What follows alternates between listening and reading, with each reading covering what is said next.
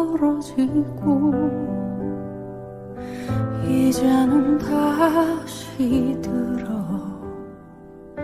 발끝이 닿지 않는 깊은 늪에는 빠져가네. 내 맘은 찢겨.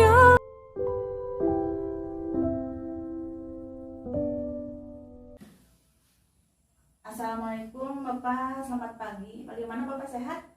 Waalaikumsalam, alhamdulillah Bapak sehat. Bu Ratna sendiri gimana kabarnya? Alhamdulillah Bapak, saya sehat. Oh iya, syukurlah. Ya Bu Ratna, ada yang perlu Bapak bantu?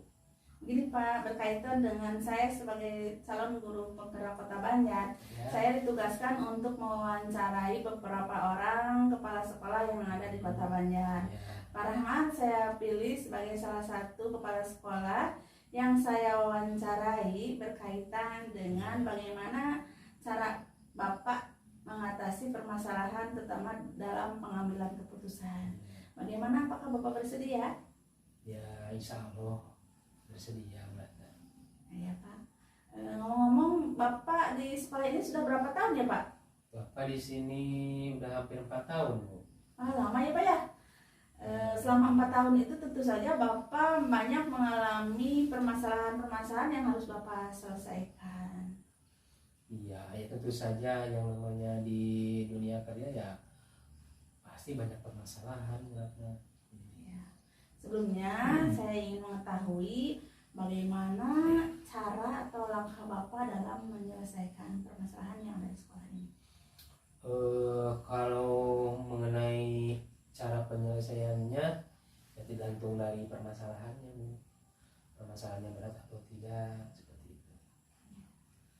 Selanjutnya saya ingin menanyakan bagaimana Bapak dalam mengidentifikasi apakah permasalahan ini berkaitan dengan dilema etika atau bujukan moral.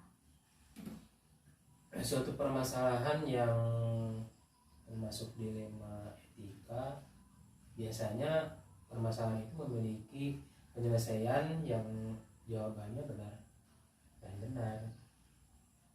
Dan suatu permasalahan yang termasuk bujukan moral, ya biasanya itu penyelesaiannya memiliki jawaban benar dan salah. Oh iya, begitu ya cara Bapak mengidentifikasi permasalahan.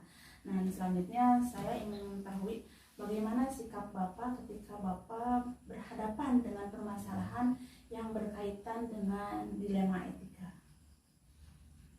Nah, dalam penyelesaian suatu masalah yang berhubungan dilema etika, ini ya Bu Ratna, Bapak ambil contoh saja ya. Ya.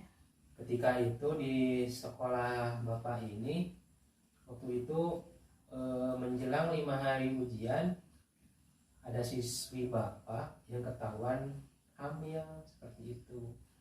Nah, Bapak mengalami dilema, apakah anak ini harus dikembalikan ke orang tua atau dilanjutkan untuk mengikuti ujian. Ya, itu kan dilema yang Bapak hadapi ya Pak ya, yang harus diselesaikan. Bagaimana Bapak menyelesaikan masalah itu dengan baik. Selanjutnya saya ingin menanyakan langkah-langkah atau prosedur apa yang Bapak lakukan ketika Bapak berhadapan dengan kasus dilema etika, terutama dengan kasus dari siswa hamil di sekolah Bapak. Prosedurnya bagaimana itu Pak? Waktu itu Bapak menyelesaikannya pertama ya dimusyawarahkan dengan orang tua, kemudian dengan guru-guru dan pihak komite. Ya. Jadi Bapak berkoordinasi dengan pihak-pihak lain Ya. untuk menyelesaikan permasalahan sehingga permasalahan ini dapat diselesaikan ya Pak ya. Iya. Dalam hal ini hal-hal apa yang Bapak anggap efektif untuk menyelesaikan permasalahan terutama berkaitan dengan dilema etika? Untuk menyelesaikan khususnya kasus yang tadi itu, Bapak mengutamakan kepentingan anak siswa itu, ya, bagaimana masa depannya, ini diutamakan. Kemudian ya termasuk mengutamakan nama baik sekolah. Kemudian ya seperti itu. Tidak melanggar Dan tidak melanggar ya itu, tidak melanggar hukum, gitu ya, Pak. hukum ya seperti itu. Karena ya tidak mau tidak mau kan kita harus taat hukum seperti itu. Ya. Jadi intinya Bapak akan mengutamakan kepentingan anak itu sendiri. Adakah hal-hal yang merupakan tantangan buat Bapak dalam menyelesaikan masalah ini? Ya ada tantangannya, ya terutama ya yang namanya manusia kan ada yang pro, ada yang kontra seperti itu. Seperti itu ya, Pak, ya. Ya tantangannya yang kontra seperti itu. Ya alhamdulillah ya Bapak ya untuk menyelesaikan masalah yang itu ya alhamdulillah Bapak bisa meredam yang kontra gitu ya.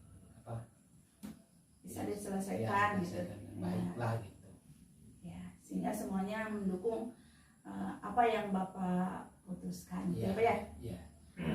Dalam menyelesaikan permasalahan di sekolah selama ini, apakah Bapak memiliki jadwal tertentu untuk menyelesaikan permasalahan yang terjadi, Pak? Kalau jadwal ya Bapak harus melihat dulu permasalahannya Bu. Ya tergantung masalahnya ya. Kalau masalahnya yang perlu dijadwalkan ya Bapak akan bikin. Kalau masalahnya sepele dan ringan dan bisa diselesaikan sendiri oleh Bapak ya tidak perlu jadwal, saat itu juga Bapak selesaikan. Bagus, Pak, ya. Jadi tergantung pada permasalahan yang terjadi. Iya. Mana yang memerlukan waktu cepat, mana yang bisa diselesaikan dengan lama tapi bagus hasilnya, seperti itu ya. Selanjutnya saya ingin menanyakan apakah ada seseorang atau faktor-faktor lain yang mendukung Bapak ketika Bapak mengambil keputusan? Ya tentu saja banyak Bu, yang mendukung. Ya kenapa banyak yang mendukung? Ya mereka menginginkan ya penyelesaian yang lebih baik, yang bisa menguntungkan bersama gitu. Seperti itu. Contohnya mungkin guru-guru Ya seperti itu, guru-guru komite seperti tadi ya, yang tentu saja orang tua pasti mendukung kan. Iya. Karena dia mementingkan masa depan anaknya. Oh iya, Pak, ketika Bapak mengambil keputusan dari setiap permasalahan yang terjadi, apakah Bapak memiliki alternatif penyelesaian? Ya biasanya Bapak membuat alternatif 2 atau 3 penyelesaian, dan tentunya alternatif yang paling baik, yang paling berpihak kepada kepentingan bersama itulah yang Bapak pilih. Ya. Nah, selama Bapak menyelesaikan permasalahan, pembelajaran apa yang bisa Bapak ambil ketika Bapak mengambil keputusan tersebut? Pembelajaran yang Bapak ambil ketika menyelesaikan permasalahan banyak Bu. Ya diantaranya kita harus sabar, kita jangan tergesa-gesa dalam mengambil keputusan. Kemudian ya paling utama kita harus memikirkan kepentingan bersama, seperti itu. Iya. Terima kasih Pak atas waktunya. Mungkin itu saja yang saya tanyakan. Ini pembicaraan yang sangat menarik. Mudah-mudahan di lain waktu saya akan mengunjungi Bapak kembali. Kita berdiskusi di kesempatan lain. Terima kasih sekali lagi waktunya Pak. Ya sama-sama Bu Ratna, sama-sama. Ya.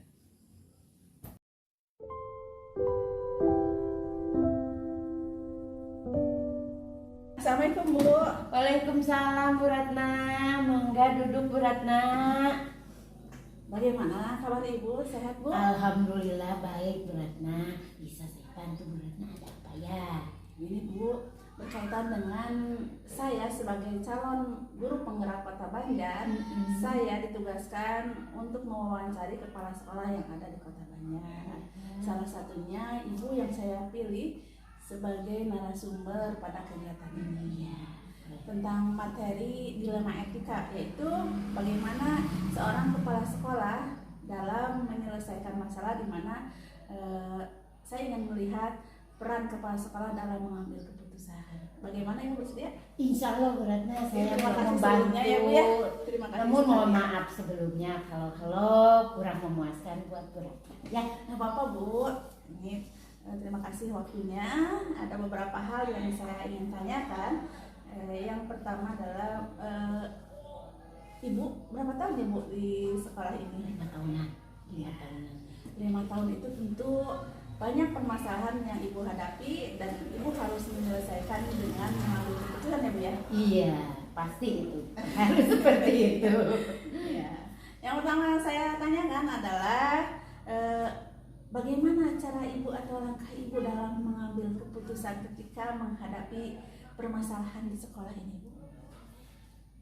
Kita dalam mengambil, pokoknya saya yang dalam mengambil keputusan di yayasan seperti ini, yaitu yang pertama saya harus bisa dulu melihat permasalahan yang terjadi.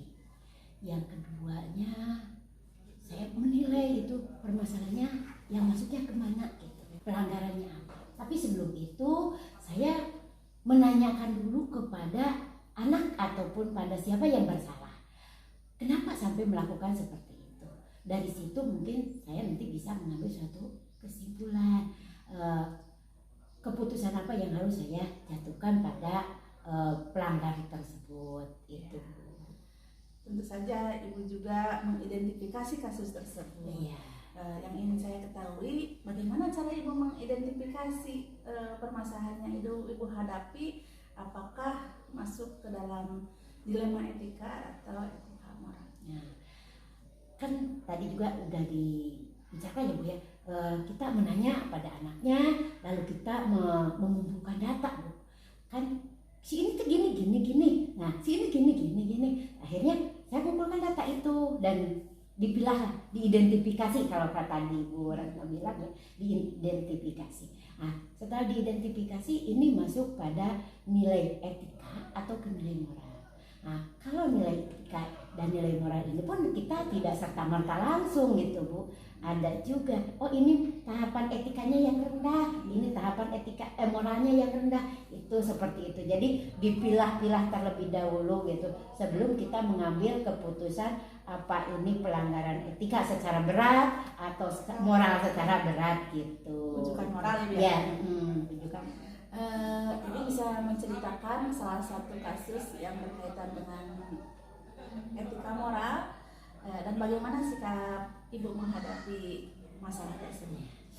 Kalau di dalam etika moral, seperti contohnya seperti ini, ada anak di sekolah kita ini yang karena tahu ya anak zaman sekarang itu habis COVID, anak-anak kemampuannya tidak bisa terukur. Akhirnya ketika kita masuk terukurlah kemampuan anak. Ini dilemanya yaitu anak tidak bisa baca Bu. Anak yang tidak bisa baca ketika mau kenaikan kelas secara otomatis dia itu harus naik. Orang yang moralnya itu orang tuanya datang dan memberikan sesuatu pada sekolah. Itu Bu. Disitulah kita berperan sebagai pemimpin, harus mampu mensikapi ini etika moralnya. Suguhkan itulah Bu.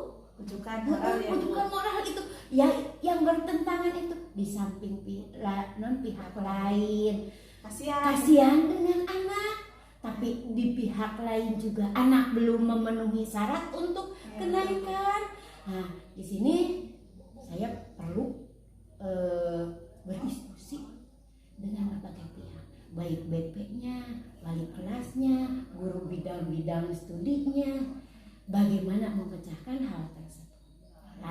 Dari sana mungkin akan diambil suatu keputusan, Bu. Oh, iya. Jadi itu masuk dalam langkah-langkah ibu ketika Iya, mengambil keputusan iya, ya. iya, dalam memutuskan suatu yang harus diputuskan, dan setelah diputuskan pun harus ditinjau ulang lagi, Bu. Kenapa ditinjau ulang? Karena kan kita ada di lingkungan masyarakat, bukan kita aja gitu, bukan komite aja, bukan orang tua aja, tapi ada dunia lain, yaitu pihak ketiga itu yang suka ya ikut campur lah, begitulah, Bu.